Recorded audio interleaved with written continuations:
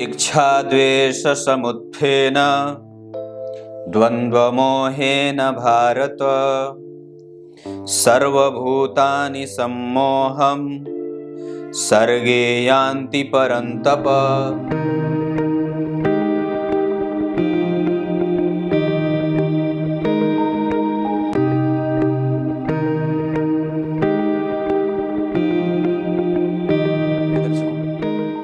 नमस्कार, एक बार फिर से उपस्थित हूं आप सबके सामने सोमवार के बाद मंगलवार के कार्यक्रम में।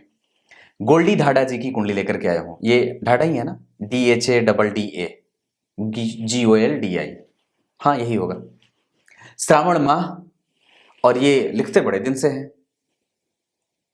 और एक बड़ी अद्भुत बात है कि व्यक्ति दुख और सुख में हमेशा एक जैसा रहने वाला है। जिनकी कुंडली नहीं ली जा रही है वो ये ना सोचे कि मेरी बारी आज नहीं आए तो नहीं आएगी ना, अभी 8 दिन बाकी है। आज तो अभी मंगलवार है, बुधवार, गुरुवार, शुक्रवार, शनिवार पीछे जाकर के देख लीजिए और बिल्कुल बनेगी कुंडली। आगे कुछ और इंतजाम करूंगा आप लोगों के लिए, आप निश्चिंत रहिए। श्रावण माह दक्षिणायन में जन्म होने के कारण व्यक्ति का मन कई बार अपवित्र सा होता है या फिर कई बार संशयात्मक होता है, चिंता करता है, बेवजह की परेशानियों में अपने आप को फंसा लेता है और कई बार धन के लिए भटकना भी पड़ता है। ऐसी स्थिति में कि व्यक्ति का जन्म जब कृष्ण पक्ष के त्रयोदशी तिथि को हो तो चंद्रमा पापक हो जाते हैं, और पापक ग्रह के जब चंद्रमा हो जाते हैं, चंद्रमा नैसर्गिक रूप से शुभ ग्रह होता है, लेकिन जब वो पापक हो जाता है तो व्यक्ति को मनोवांछित फल देने में कष्ट देता है। ग्रह अगर पापक ज्यादा हो रहे हैं कुंडली में, दक्षिणायन में जन्म होने के कारण कई बार अब यहाँ पे एक बड़ी अद्भुत बात है कि दक्षिणायन में जन्मे हैं तो जितने भी पापक ग्रह होंगे उनका बल बढ़ जाएगा, और शुभ ग्रह उत्तरायण में बलवान हो जाते हैं, मतलब अपना प्रभाव ज्यादा देते हैं अच्छाई से। लेकिन दक्षिणायन में पापक ग्रहों का प्रभाव बढ़ जाता है, मतलब जीवन में अब रश बढ़ जाए। तो यहाँ पे चंद्रमा भी पापक हो जाएंगे जो नैसर्गिक रूप से शुभ ग्रह होते हैं। कृष्ण पक्ष के त्रयोदशी तिथि दिन रविवार के जन्मे होने के कारण व्यक्ति का मन कई बार चंचल होता है, चिंतित होता है, विचारों के बनने की क्षमता बहुत ज्यादा होती है, उत्पादक क्षमता बहुत ज्यादा, मतलब विचार बहुत ज्यादा बनते हैं। मृगशिरा नक्षत्र ये बहुत बढ़िया व्यक्ति को ऊर्जावान और निष्ठावान बनाता है। झंडा लेकर के आगे बढ़ने वाला मंगल से प्रभावित यह नक्षत्र और व्यक्ति को दारोमदार और चिंतनशील, मननशील और हमेशा ही विचारों में खोया हुआ, स्पष्टवादी और बिल्कुल ही दुराग्रही होता है, थोड़ा जिद्दी बना देते हैं, स्पष्टवादी भी होता है। मृगशिरा नक्षत्र में होने के कारण व्यक्ति को कभी भी कुछ काम करना हो तो शुभ कार्य मृगशिरा को थोड़ा त्याग देना चाहिए। इसके अलावा आप नक्षत्र वगैरह के आधार पर देखें तो ये नक्षत्र, इसके नक्षत्र में आप यात्रा कर सकते हैं, ये एक अच्छा नक्षत्र माना जाता है। दवाइयां वगैरह इस नक्षत्र में ना लें आप तो ज्यादा बढ़िया होगा, आपके लिए बोल रहा हूं। ध्रुव योग में जन्मे होने के कारण व्यक्ति स्पष्ट है, जो भी बोलता है उस पर अटल, अविनाशी और बिल्कुल अविच्छिन्न होता है, एकदम सत्य बोलने वाला, सत्यभाषी होता है, किसी को भी अच्छा सलाह देने वाला होता है और बहुत ज्यादा चिंतनशील होता है। ये मृगशिरा नक्षत्र के प्रभाव के भी कारण और नक्षत्र और साथ ही साथ लग्न का भी प्रभाव इनको ऐसा बना रहा है। व्यक्ति बहुत ज्यादा कानून जानने वाला, समझदार होता है, संयमी होता है, दार्शनिक होता है, बदला ना लेने वाला, लेकिन जो चीज पसंद आ जाती है उसको अगर सीधे तरीके से कोई ना दे तो उसको छीनने का भी प्रयास करता है। ये बात है, मतलब दुराग्रही है, चिंता करता है और साथ में जिद भी करता है। वणिजकरण में होने के कारण अगर व्यक्ति कुछ व्यवसाय करना चाहे तो बिल्कुल कर ले, अगर कोई काम ना बन रहा हो तो सीधा अपना रास्ता अख्तियार कर लेना चाहिए। शूद्र वर्ण और देवगण के होने के कारण व्यक्ति के पास राजसिक और सात्विक गुण है। इसका मतलब है कि उसके पास दया भी है, क्षमा भी है, परोपकार है, उदारता है, मनस्वी है, श्रेष्ठ है, और ये चीजें बन रही हैं। साथ ही साथ उसके पास इच्छा की पूर्ति करने की लालसा भी है और वो भाग भी रहा है, लोगों को पकड़ना चाहता है, तुलना करता है अपनी लोगों से, ये बात बनती है। ये पंचांग था। इनके पंचांग में सबसे अच्छी बात क्या है? इनकी पंचांग में सबसे अच्छी बात है रविवार का जन्म। इनकी पंचांग में दूसरी सबसे अच्छी बात है मृगशिरा नक्षत्र। इनकी पंचांग में सबसे तीसरी अच्छी बात है ध्रुव योग में जन्मा होना। इनकी पंचांग में चौथी सबसे अच्छी बात है वणिजकरण में जन्मा होना। इनकी पंचांग की छठवीं सबसे अच्छी बात है देवगण का होना। ये सब अच्छी बातें हैं आपकी कुंडली में।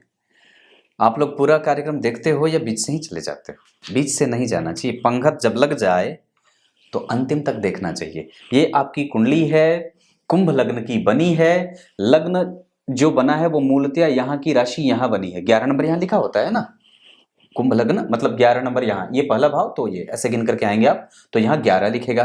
तो 11 नंबर मूलतः लाभ की राशि है जो शनि से प्रभावित है और लग्न में बन गई। और आप जरा देखिए कि इन्होंने सवाल पूछा है कुंडली कैसे व्यक्ति के जीवन को प्रभावित करती है। इनका सवाल था कि नौकरी अभी तक नहीं है और साथ ही साथ मैं जो है वो मेरी अभी तक शादी नहीं हुई है, ये इन्होंने सवाल पूछा है। दूसरा है इन्होंने ये भी लिखा है कि भैया जो है वो विवाह होगा कि नहीं होगा। और बड़ी अद्भुत चीज है कि आप कई बार जब ये समझने लगते हैं कि जीवन में समस्याएं क्यों हो रही हैं, कुंडली दरअसल इसी का दर्शन करा देती है। आप अपनी कुंडली को देखिए, लग्न बिल्कुल खाली और स्थिर लग्न बना है, वायु तत्व स्थिर लग्न, यहाँ भी स्थिर, ये जल तत्व की राशि, यहाँ पे वायु तत्व की राशि। मतलब क्या है कि केंद्र में ऐसे राशियों का निर्माण हो रहा है जहां पे व्यक्ति के जीवन में धीरे धीरे चीजें प्राप्त होंगी। राशियों का निर्माण केंद्र में ऐसा हुआ। लग्न का प्रभाव, लग्न के अधिपति शनि जो है वो जाकर के अष्टम भाव में बैठे हैं अपने एक ऐसे सामान्य व्यक्ति के साथ जो कि न तो उनके लिए बहुत ज्यादा लाभदायक है न तो बहुत ज्यादा अच्छा है। इनकी कुंडली के लिए 8 अंक बड़ा अच्छा होगा, मतलब 8 अंक अच्छा है। 8 तारीख हो जाए, 17 तारीख हो जाए, 26 तारीख हो जाए, ये तारीखें अच्छी हों। इस कुंडली के लिए पहले मैं बता दूं तो चंद्रमा मारक होते हैं, उसके बाद गुरु मारक होते हैं, अच्छे नहीं होते। उसके बाद आपकी कुंडली के लिए मंगल, ये तीनों अच्छे नहीं होते, मतलब इनकी स्थितियां थोड़ी कमजोर हो सकती हैं। अगर ये कुंडली में कमजोर रहेंगे तो ही ज्यादा अच्छी बात है, मतलब अवस्था में वृद्ध हो, मृतप्राय हो तो ठीक है।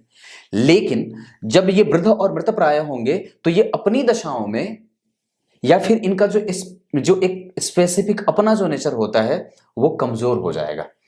इसी कारण से सभी ग्रहों का बलाबल आवश्यक होता है और कोई कारण नहीं है। आपकी कुंडली में जो अगर एक मारक ग्रह हो रहा है, जो ग्रह मारक सिद्ध हो रहा है आपकी कुंडली में, जैसे यहां पे आप गौर करें तो चंद्रमा सबसे ज्यादा मारक होंगे, दूसरे नंबर पे गुरु और तीसरे नंबर पे मंगल होंगे, क्योंकि मंगल इस कुंडली में लग्न के अधिपति के मित्र नहीं होते और दोनों ही एक साथ बैठे हैं। अब जरा ध्यान से समझिए, तो शनि बनते हैं लग्न के अधिपति और मंगल बनते हैं दशम के अधिपति। वो व्यवसाय भी करवाते हैं, व्यक्ति का कम्युनिकेशन बड़ा मजबूत है। लेकिन साथ ही साथ अब जरा गौर करिए तो यहाँ पे सूर्य जो है वो बीमार बना रहे हैं क्योंकि उसका आत्मबल पीछे लटका हुआ है। कर्क राशि में है वो, अग्नि तत्व का ग्रह होकर के खुश बैठा है, वो प्रसन्न है। ऐसा नहीं है कि वो अप्रसन्न है। शनि मंगल जो है वो कई बार व्यक्ति को लंबा खिंचवा देते हैं किसी भी चीज को। आपके जीवन में अगर असफल होने लगेंगे तो लगातार असफलताओं का दौर चला जाएगा, लगातार व्यक्ति जो है वो छटता सा जाता है, ऐसी स्थितियां हो जाती हैं। अब आप चाहे वो रोग के मामले में ले लीजिए, चाहे वो कैरियर के असफल होने के मामले में ले लीजिए, चाहे आप जरा गौर करिए तो शनि और मंगल दोनों की 7वीं दृष्टि यहां पड़ेगी ना, तो विवाह, और यहाँ के अधिपति गुरु जन्म कुंडली में कहां बैठे, जाकर के शत्रु की राशि में। तो धन तो है, पैतृक संपत्ति भाग्य में है, पितरों का आशीर्वाद भी है, लेकिन समस्या ये बन रही है कि द्वितीय भाव पे शनि और मंगल जैसे ग्रहों के प्रभाव के कारण कई बार व्यक्ति अपने कैरियर को इतना ज्यादा आगे रख लेता है कि विवाह के बारे में सोचता ही नहीं है और समस्याएं खत्म होने का नाम नहीं लेती हैं। ये एक बड़ी बात है। दूसरी बात है, आपकी कुंडली में केंद्र खाली है। केंद्र खाली हो जाए तो कई बार व्यक्ति बीमार सा रहने लगता है। केंद्र खाली हो जाए तो व्यक्ति चिंतित ज्यादा होने लगता है। केंद्र खाली हो जाए तो समस्याएं कई गुना बढ़ जाती हैं। और खास करके जो पंचांग होता है वो तो ठीक उसी तरीके से काम करता है जैसे कि कुएं में पानी है, आपके पास बाल्टी भी है लेकिन डोरी नहीं है। और अगर केंद्र खाली हो जाए और शुभ ग्रह का प्रभाव कमजोर हो जाए तो ये डोरी और भी नहीं होती है। मतलब अब वो पंचांग अगर मजबूत बना तो इनकी कुंडली में पंचांग में चंद्रमा कमजोर हो रहे थे और केंद्र जब कमजोर हो जाए तो वो डोरी कमजोर हो जाती है जिसके सहारे से आप लोटे में पानी या बाल्टी में पानी भर करके बाहर निकाल करके पीने का मतलब क्षुधा की पूर्ति करते हैं या अपनी प्यास बुझाते हैं। जीवन में लक्ष्यों को बनाना ये आपका प्यास ही तो है और उसको बना करके उसके पीछे भागना आपका प्रयास है, आपका कर्म होता है और उस कर्म के द्वारा आपके लक्ष्यों का आपके द्वारा प्राप्त कर लेना आपका परिणाम होता है। अपने क्षुधा की पूर्ति होती है। तो आप यहाँ पे गौर करिए, यहाँ पे शुक्र, चंद्रमा, बुध, राहु, तीन तीन शुभ ग्रह बैठे हैं भाई साहब। यहाँ जो यहाँ के अधिपति यहीं बैठे हैं। व्यक्ति चिंतनशील, मननशील, मंत्र जपने वाला, पूजा पाठ करने वाला, श्रद्धान रखने वाला, किसी पे भी आसानी से भरोसा करके अपना नुकसान करने वाला ऐसा है। और साथ ही साथ उस पे राहु केतु का प्रभाव। तो यहाँ पे पंचम भाव में मिथुन के राहु अच्छे होंगे, खराब नहीं होंगे। पर वस्तुतः आपकी कुंडली में अगर मैं देख रहा हूं तो राहु और केतु की स्थिति ठीक नहीं कही जाएगी, क्योंकि वो अवस्था में वृद्ध होकर के बैठे हैं और ये अपनी दशाओं में भी कष्ट देते हैं। मतलब अलग बात है कि अब इनकी कुंडली 1982 की है और इस आधार पर अभी आपकी कुंडली में शनि की ही दशा चल रही है, जो कि 2037 तक चलेगी। शनि में बुध चल रहे हैं, जो कि इस कुंडली के लिए अच्छे ही होते हैं। पंचम भाव के और अष्टम भाव के अधिपति होकर के पंचम भाव में बैठे हैं, चंद्रमा के साथ बैठे हैं, रोग पैदा कर रहे हैं और व्यक्ति की प्रतियोगिता को कई गुना बढ़ा रहे हैं, समस्याओं में व्यक्ति को लेके जा रहे हैं। सूर्य अष्टम छठे भाव में बैठे होने के कारण और गुरु तुला के बैठने के कारण ये दोनों ग्रह इस कुंडली में तो पहले अच्छे होते नहीं, क्योंकि यहाँ पे सप्तम भाव के अधिपति बन जाते हैं। सप्तम के अधिपति होकर के छठे में बैठे हैं। व्यक्ति का विवाह हो सकता है, विवाह होगा जरूर, पर हाँ इतनी बात जरूर कहूंगा कि अब 1982 के हैं। आपको जितना देखिए, होता क्या है कि एक वक्त पे विवाह और ग्रह दोनों आपके साथ होते हैं, आपके परिजन, आपकी उम्र सब आपके साथ खड़े थे। लेकिन अब उसमें से हमें वक्त का इंतजार करना होगा, एक अच्छी महादशा का इंतजार करना होगा, एक अच्छे प्रत्यंतर, एक अच्छे अंतरदशा का इंतजार। तो शनि लग्नेश है, ये कुछ भी करवा सकते हैं। शनि लग्नेश है, ये कुछ भी करवा सकते हैं। लेकिन व्यक्ति ने खुद गलती ये करी है कि उसने अपने करियर को पहले आगे रखा था। और इसी वजह से मैं ये बात बार बार कहता हूं कि कभी भी करियर को आगे रखना है, जरूरी है, क्योंकि ये जरूरी है। लेकिन आपने कहीं इतना ज्यादा उस पे वो ना कर दिया हो कि विवाह करने की उम्र ही बीत जाए, फिर बाद में जब करियर बन जाए तो पता चला कि अब एक मेरे पास कुंडली आई थी 1962 की थी शायद, डॉक्टर थी वो जातिका, उनका विवाह नहीं हुआ था और वो पूछ रही थी। तो मैंने कहा कि आपने, दरअसल आपके लिए रिश्ते तो आए होंगे, यहां से भी शनि मंगल तो पहले रुकवा ही रहे हैं, रुकवाने का काम कर रहे हैं। आप जरा नवांश कुंडली में देखिए तो सूर्य और शनि एक साथ बैठे, ये कष्ट देते हैं। मतलब मैं ये नहीं कहूंगा कि अगर यही कोई अलग दूसरे ग्रह की दशा चलती तो मैं बिल्कुल डिनाई कर जाता कि नहीं, अब ऐसा विवाह वाला जो पक्ष है वो थोड़ा कमजोर हो। लेकिन यहाँ पे शनि है, हाँ आपको मेहनत ज्यादा करनी होगी, अब आपको खुद मैदान में उतरना होगा। एक समय पे जब ग्रह नक्षत्र अनुकूल होते हैं तो आपकी बात बनती जाती है। अब ग्रह ने भी आपके साथ छोड़ रखे हैं, ग्रह भी जो हैं वो आपके अनुकूल नहीं रहे। और खास करके जो लोग शनि से प्रभावित होते हैं उनके काम थोड़े थोड़े थोड़े थोड़े रुकते रुकते से रहते हैं। और खास करके तब तीन ही तो स्थिति बनती है, लग्नेश छठे में बैठे तो कमजोर, लग्नेश आठवें में बैठे तो कमजोर, लग्नेश 12वें में बैठे तो कमजोर। ये तो आप जानते हो। लेकिन वस्तुतः समस्या यहां है कि ये लग्न के अधिपति अष्टम भाव में उच्चाभिलाषी भी तो हो रहे हैं, पर विवाह कराने वाला ग्रह कौन होता है? शुक्र और गुरु। आपकी कुंडली में शुक्र को देखिए, बुध के साथ बैठे हैं, ये अच्छे बैठे हैं। पर इस कुंडली के लिए वो जन्म कुंडली के भाग्य भाव के अधिपति होकर के बुध के साथ बैठे हैं। प्रेम है, विवाह होने का काल भी अभी आपकी कुंडली में चल रहा है। 2021 के 10वें महीने से 1 अक्टूबर से विवाह का योग आया है और वस्तुतः अगले 3 वर्षों तक ये शनि में बुध रहने वाले हैं। पंचम भाव एक्टिव है आपकी कुंडली में, अभी तुरंत एक्टिव हुआ है। शनि लग्नेश है, जब कोई काम रुका हुआ हो और लग्नेश की दशा चल जाए तो समझ लेना कि उस दशा काल में अगर आप प्रयास करेंगे तो शायद सफलता मिल सकती है। मतलब मैं ये बात कह सकता हूं कि हाँ, अभी एक अच्छा दौर आया है जो शायद आपको आपके विवाह को कराने का पक्षधर बन रहा है। मतलब यह अगले 3 वर्ष आप सबसे पहले अपना विवाह करने पे फोकस करिए। आपकी कुंडली में दशम स्थान के अधिपति भी अष्टम में बैठे हैं, लग्नेश के साथ लक्ष्मी संपन्न योग बना देता है। करियर आपका कमजोर नहीं होगा क्योंकि D10 चार्ट में मंगल और बुध एक साथ बैठे हैं। आप शिक्षकीय गुण, आप कन्विंसिंग कैपेसिटी आपकी अच्छी है, आप किसी भी चीज को आसानी से बेच सकते हो, आप किसी भी चीज को आसानी से बाजार में निकाल सकते हो। आपके पास इतनी अद्भुत कला भगवान ने दे रखी है। आप एजेंट बन जाए, आप बीमा पॉलिसी बेचने वाले, बीमा जो बेचते हैं, आप बैंकिंग सेक्टर, फाइनेंस के सेक्टर में, पढ़ाने के क्षेत्र में, हार्डवेयर के क्षेत्र में, मशीनरी के क्षेत्र में, ट्रांसपोर्ट के क्षेत्र में, कम्युनिकेशन के क्षेत्र में, इंटरनेट वर्ल्ड पे, इतने सारे काम आपकी कुंडली में बनते हैं। वन विभाग से संबंधित, जल विभाग से संबंधित, रसायन विभाग से संबंधित, पत्थरों से संबंधित, चट्टानों से संबंधित गंभीर जो काम होते हैं, मोटे भारी मशीनरी का काम, ये सारा काम आपकी कुंडली में बनता है। गोल्डी जी, एक बात बताता हूँ, वस्तुतः हम कई बार अपने आप को ही बहुत ज्यादा भारी समझ लेते हैं। इस वजह से ग्रह नक्षत्रों को पीछे छोड़ देते हैं। हमें लगता है कि ये बहुत अच्छी बात है कि मैं जो कर रहा हूं वही सब कुछ है। पर आपकी कुंडली में गौर करिए तो शनि मंगल बैठ करके यहाँ पे काम बिगाड़ रहे थे। धन है, पैतृक संपत्ति पर यहाँ पे गुरु कमजोर हो रहे हैं, क्योंकि गुरु यही बात कहते हैं, हे विधाता, मेरी स्थिति कभी भी राहु केतु और शुक्र के साथ मत बनाना। आपकी कुंडली में दोनों हुआ है। गौर करिए, गुरु के ऊपर राहु का प्रभाव और शुक्र के साथ शुक्र की राशि में। दूसरी बात है, आप जब सप्तम भाव को देखते हैं तो सप्तम के अधिपति पीछे गए हैं, सप्तम का सुख है और इसके ठीक आगे शनि मंगल। अब ध्यान से समझिए, तो सप्तम के ठीक आगे शनि मंगल बैठे, मतलब क्या है कि किसी भी भाव का सुख या किसी भी भाव का व्यय या उपभोग यहां पे ये बना। इसका मतलब है कि ये दे रहा है। सूर्य यहां पे पीछे गए तो कमजोर नहीं हुए, ये बात दिमाग से निकाल लेना चाहिए। लेकिन इस भाव के आगे जो भाव बना है ये खराब बना है, इस वजह से उसका वो प्रभाव नहीं मिल रहा है, क्योंकि वो भाव जबरदस्त तरीके से शनि और मंगल से पीड़ित हो जा रहा है। सप्तम भाव पापकर्त्री और भीषण पापकर्त्री में लगे होने के कारण वहां पे चूंकि सूर्य, आप जरा शुक्र को देखिए तो शुक्र यहां पे ठीक है, सप्तम के कारक में कोई परेशानी नहीं है, वो बिल्कुल ठीक है और शुभग्रह के साथ बैठे हैं। पर समस्या यहां से ये उत्पन्न हो रही है कि आपकी कुंडली में जो इस देखिए किसी भी भाव का पिछला भाव, तो सप्तम का सुख ये हुआ, सप्तम का धन ये हुआ, सप्तम का प्रोग्रेस। अरे भाई, सप्तम भाव के आगे अगर पापग्रह बढ़ेंगे तो परेशानी करेंगे, सप्तम भाव को आगे बढ़ने नहीं देंगे।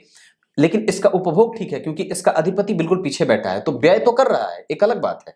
लेकिन सप्तम के कारक जो हैं वो तो ठीक बैठे हैं, पर उनको समस्या कहां हो रही है कि वो बैठे हैं मृगशिरा नक्षत्र में, और वो मंगल आपकी कुंडली में अष्टम में बैठ करके आपके विवाह के बारे में जितनी भी बातें चलती होंगी उसको वहीं वो दबा देता है, उसको वहीं पे गड़ा देता है, धंसा देता है।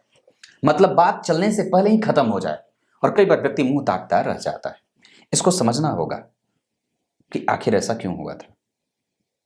द्वितीय भाव के अधिपति के ऊपर पाप ग्रहों का प्रभाव जब ज्यादा रहता है, या द्वितीय भाव के अधिपति जब स्वतंत्र होकर के परिणाम नहीं देने देते हैं, या फिर गुरु संग खोजते हैं। गुरु संग खोजते हैं किसका? युति का। आपकी कुंडली में गुरु ने चंद्रमा को देखा है, पर उस गुरु पे राहु का प्रभाव है, और जरा गौर करिए उसके ठीक पीछे शनि मंगल बैठे हैं, तो गुरु को प्रभाव करे। इसके आगे के भाव के अधिपति अष्टम में, यानी कि कमजोरी कैरियर की भी मिल रही है। उसके बाद आप अपनी कुंडली में माता भाव, पिता भाव के अधिपति को देखिए, पिता भी कमजोर रोग में बैठे हैं, पिता का कारक और पिता के अधिपति भी अष्टम में। तो ऐसी स्थिति में व्यक्ति के प्रभाव में, जैसे जो उसका विचार है, जो उसके प्रभाव है, जो उसका व्यवसाय है, जो उसका व्यवहार है, उसमें पिता का असर ज्यादा है, और बच्चे को माता और पिता दोनों का लाभ भी मिला है, ऐसा नहीं है, परंतु वो सटीक नहीं मिला है जितना मिलना चाहिए। माता जी बिल्कुल श्रेष्ठ है, उन्होंने अपना संपूर्ण दिया है, उसमें कोई समस्या नहीं है। लेकिन विवाह नहीं होने के पीछे का कारण ये था, ये या फिर नहीं हुआ अभी तक, उसके पीछे शनि मंगल का प्रभाव, क्योंकि ये रिश्ते आने नहीं देते, बात बंद। उसके बाद दशम भाव में कैरियर को मैंने बताया, आप इतना सारा काम कर सकते हैं। यहां पे दशम भाव के अधिपति जो बनते हैं शनि, वो जाकर के बैठे हैं कहां? उसे देख रहे हैं। इसका मतलब है कि व्यक्ति अगर चाहे तो गंभीर कोई भी काम कर सकता है, पत्थरों का, मशीनरी का, सीमेंट का, खाद, रासायनिक चीजें, उर्वरक आदि, इन सब चीजों का काम भी आपकी कुंडली में बनता है। डिटेन चार्ट में लग्न के अधिपति अष्टम में, अब जरा गौर करिए, यहां भी लग्न के अधिपति अष्टम में, यहां भी लग्न के अधिपति अष्टम में, यहां पे लग्न के अधिपति छठे में। मतलब ये बात आपको स्पष्ट तरीके से समझ में आ रही है कि किस तरीके से व्यक्ति के जीवन ने और व्यक्ति की कुंडली ने व्यक्ति को तोड़ा है पीस पीस में। इसका मतलब ये होता है कि हमें हमारे सत्कर्मों पे ध्यान देना होगा, हमें हमारे सत्कर्मों को जागृत करना होगा, हमें देवगुरु बृहस्पति की या किसी मंदिर की आराधना करनी होगी, क्योंकि एकमात्र वही जो प्लेनेट है वो आपकी सुरक्षा कर सकता है। आपकी कुंडली में जो आपका लग्न बना है पूर्वा भाद्रपद का बना है, पूर्वा भाद्रपद के पहले चरण के अधिपति मंगल होते हैं, और मंगल ये रहे अष्टम में, ये रहे छठे में, ये रहे यहां शत्रु के घर में, तो नक्षत्र का बल कमजोर। लेकिन गुरु की दशा कष्टदायक, मंगल की दशा कष्टदायक हो जाती है। शनि की दशा में व्यक्ति को लाभ मिलता है, शनि की दशा में व्यक्ति को लाभ होगा, मतलब ये दशा आपकी कुंडली में एक्टिव है। इस दशा काल में आपको अपना मेहनत करके किसी भी तरीके से अपने हिस्से का जो खुश होने का पल है वो आपको छीनना होगा, और उसके लिए बजरंगबली की पूजा करनी होगी, उनको मनाना होगा, उनकी ही शरणागति, उनके मंदिर को धोने का काम, आसपास के किसी एक मंदिर को धोने का काम उठा लीजिए, बात बन जाएगी। समझ में आ रही है चीजें? अब क्या बताऊं? नक्षत्रों के आधार पर चंद्रमा मृगशिरा, मैंने बताया व्यक्ति ढाढ़स, साहस, बल, पराक्रमी। सप्तम भाव के ऊपर किसी भी ग्रह का प्रभाव नहीं, केतु की दृष्टि, यहां के अधिपति पीछे, इस भाव के अधिपति के ऊपर किसी भी ग्रह का कोई प्रभाव नहीं, इसके पीछे सारे ग्रह बैठे हैं। तो इस भाव के आगे और इस भाव के आगे पापकर्त्री, इधर शनि मंगल, इधर सूर्य, और उसके बाद उस पे पाप ग्रह का प्रभाव। यहां के अधिपति के ऊपर किसी शुभ ग्रह का प्रभाव नहीं। गुरु शुक्र को देख रहे हैं, इस वजह से व्यक्ति के पास अनुभव बहुत बढ़िया है। गुरु बुध को देख रहे हैं, इस वजह से व्यक्ति के पास ज्ञान पक्ष अच्छा है। गुरु चंद्रमा को देख रहे हैं, इस वजह से व्यक्ति के पास धर्म पक्ष अच्छा है। मतलब ये तीनों चीजें आपके पास हैं, ज्ञान है, व्यक्ति का पराक्रम है, व्यक्ति के पास अनुभव है, और व्यक्ति के पास वो सारी चीजें जो एक पितरों के द्वारा प्राप्त होती है। किसी भी व्यक्ति को, एक व्यक्ति को जो पितरों के द्वारा प्राप्त होती है, पितरों का आशीर्वाद, वो है, लेकिन वो संपूर्ण नहीं है। अब जरा गौर करिए, आपकी कुंडली में केतु के ऊपर चंद्रमा की दृष्टि है, बुध की दृष्टि है, शुक्र की दृष्टि है, मतलब सारे के सारे शुभ ग्रह एकादशवें भाव को देख रहे हैं, और गुरु उस भाव से तृतीय एकादशवें में बैठे हैं, जहां पे चंद्रमा, शुक्र, बुध, राहु सबका प्रभाव है। इसका मतलब यह है कि व्यक्ति को चीजें प्राप्त जरूर होंगी, पर मशक्कत बाकी है। प्राप्त होने का भाव गुरु एकादशवें के अधिपति होकर के लाभ में शत्रु के घर में बैठे हैं, ये बहुत अच्छे नहीं होते। हालांकि शुक्र उनको शत्रु नहीं मानते, लेकिन फिर भी गुरु उनको टेढ़ी तिरछी से देखते हैं, ये कहां से बैठ गया मेरे पास। तो ये स्थिति होती है। तो ऐसी स्थिति में ये अकेले हो जाने से, ये धार्मिक कृत्य का भाव है। व्यक्ति के जीवन में जो धार्मिक कृत्य और प्रकल्प चलते हैं, जितने भी जीवन में धार्मिक घटनाएं होती हैं, वो कहां से होती हैं? गुरु और मंगल ही तो कराते हैं। लेकिन वो दोनों को देख लीजिए, आपकी कुंडली में गुरु अकेले बैठ करके भाव को कमजोर कर रहे हैं, और मंगल बैठ करके आपकी कुंडली के प्रभावों को कमजोर कर रहे हैं। इस कुंडली के लिए न तो मंगल अच्छे होते हैं, इस कुंडली के न तो गुरु अच्छे होते हैं, इस कुंडली के न तो सूर्य अच्छे होते हैं, चंद्रमा मारक हो जाते हैं। तो ये चारों प्लैनेट जो हैं वो निगेटिव होने के कारण हमें किसी एक को जागृत करना होगा। तो किसको? बजरंगबली की पूजा। मंत्र मैं भेजूंगा, आप मुझे उपाय बताने के लिए फोन कर लीजिएगा या व्हाट्सएप कर लीजिएगा। तब तक के लिए बहुत बहुत नमस्कार।